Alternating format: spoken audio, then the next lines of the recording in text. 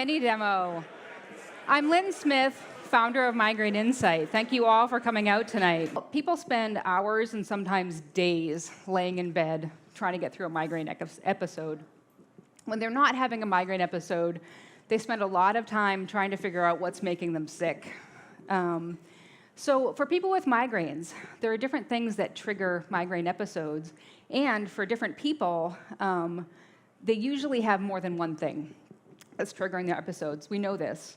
So I was actually down at the Mayo Clinic a few years ago working on a totally separate project, and I met a neurologist who noticed I was doing pattern finding.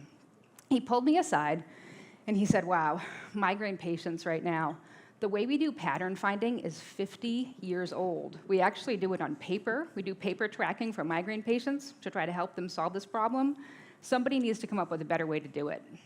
So really quickly, let me show you. Right now, if you get diagnosed with migraines, you get a paper calendar. You're supposed to write down when you get a migraine what you think might have triggered it beforehand.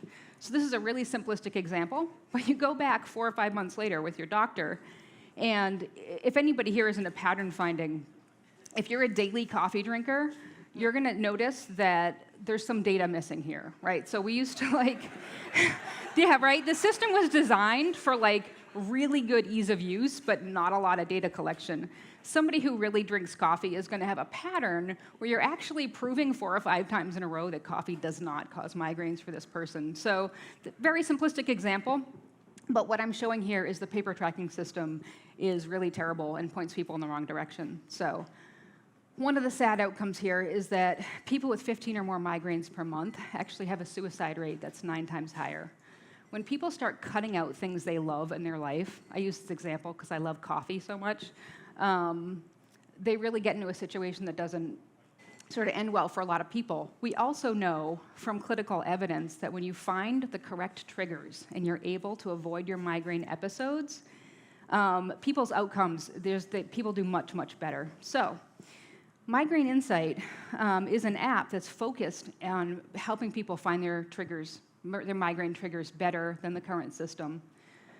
There are actually quite a few migraine apps out in the store. Every single one of them asks people what their triggers are, assuming they're using this current system, to report that to the doctor. Migraine Insight is the first app to actually give people a toolkit to help them find what their triggers are.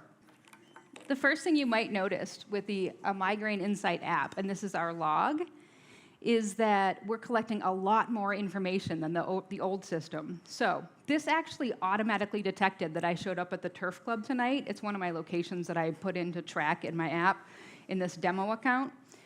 If I were to click on yesterday, you can see that it automatically pulled in some weather information. We had a storm yesterday. There was a pressure change. I took some medication in this, fictitious account, had a migraine, went to the Grand Cafe. Oh, I'm so glad. I'm so sad that Grand Cafe closed.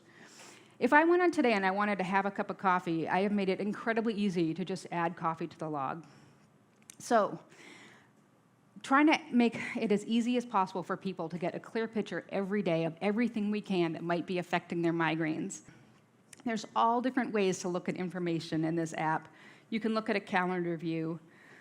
We have a barometric page, so people can look at the current barometric pressure and what's coming up for barometric shifts. So the point is to give people a toolkit to really try to understand what's going on in an expansive way that obviously the current paper tracking is not really doing.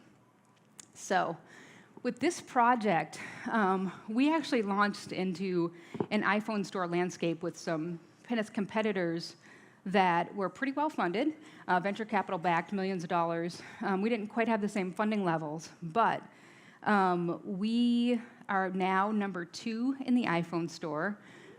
Yeah, thank you, thank you, thank you. We've had 50,000 users download it and try it. We're at an $89 a year price point, and we're showing some early steady growth. I'll just wrap up again by saying thank you so much. Thanks.